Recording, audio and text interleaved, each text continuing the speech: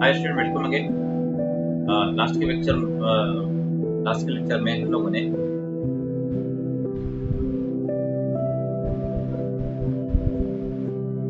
Coulombs का study किया था और हमने थोड़ा जानने की कोशिश की थी कैसे फोर्स ऑफ अट्रैक्शन और repulsion between 2 point charges vary करता है। Now today we are going to study Coulomb's law in vector form. As we know that force is a vector quantity, Coulomb's law also can be written in vector notation. Let's say 2 point charges Q1 and Q2 are separated for some distance and having their positions from an origin, that is R1 to the Q1 and R2 to the Q2. Since both charges are same sign and there will be a repulsive force of attraction.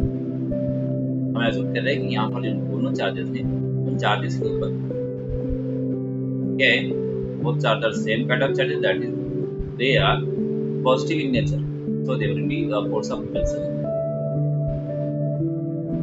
Now let the force on charge Q1, तो Q1 के ऊपर force है due to Q2 की वजह से जो इस पर फोर्स अप्लाई हो रहा है वो क्या हो रहा है, that is F1, क्या है आपका F1, and force on Q2 charge, जो Q2 चार्ज के ऊपर फोर्स अप्लाई हो रहा है that is due to Q1, that is here you can see F21. Let's the position vector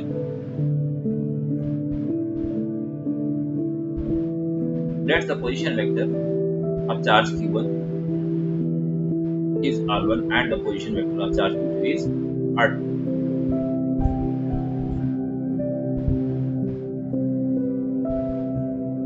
हम इसका कंप्लीट डेरिवेशन देखेंगे। Since these are the position vectors,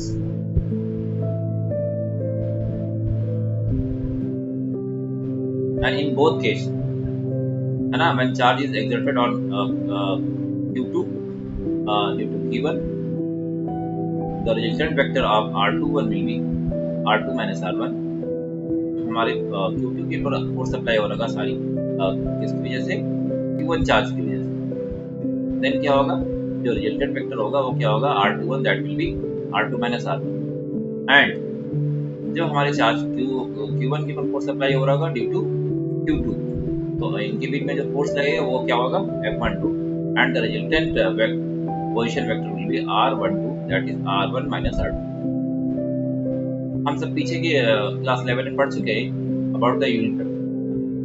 The value of unit vector is the ratio of that vector with the ratio to its magnitude. क्या होता है कि जो unit vector है उसकी वैल्यू क्या होती है,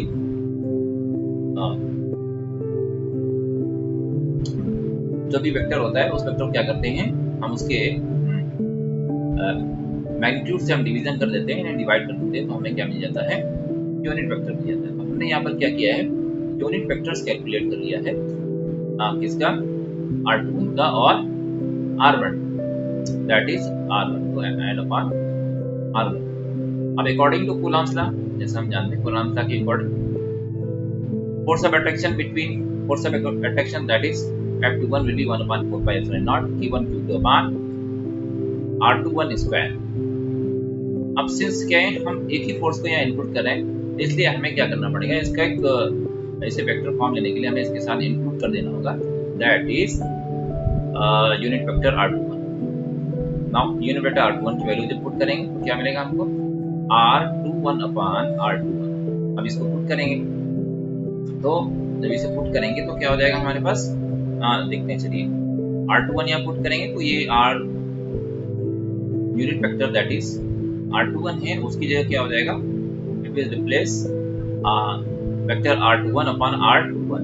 तो R21 यहाँ मिलकर के क्या हो जाएगा आपके पास, यहाँ पावर आपकी इंक्रीज कर जाएगी, दैट इज पावर कितनी हो जाएगी, 2 थी और यहाँ पर कितनी हो गई आपकी 3.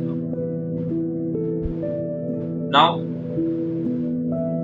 R21 वैल्यू ऑफ R21 मैंने कैलकुलेट किया, वेक्टर R21 की वैल्यू क्या हो रही है, R2 माइनस R1।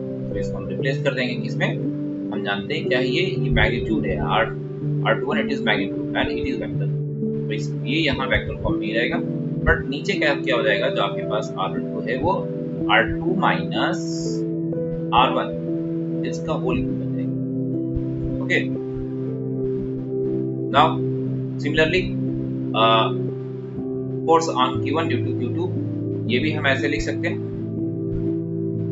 और उसको डिनोट करने में भी वही चीज आएगा, कूलॉम्स लॉ अप्लाई करेंगे, then 1/4 naught Q1 Q2 R1 minus R2, ये आपके पास इस फॉर्म में ये वाला that is, and upon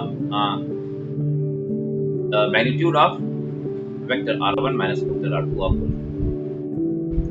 these equations. कौन सी, ये वाली आपकी equation and this equation, sorry see again,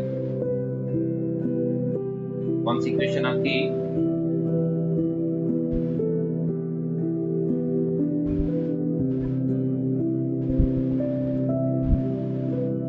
जो आपकी ये इक्वेशन, और similarly this equation.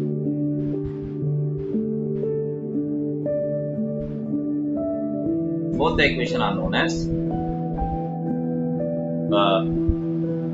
Coulomb's line vector form.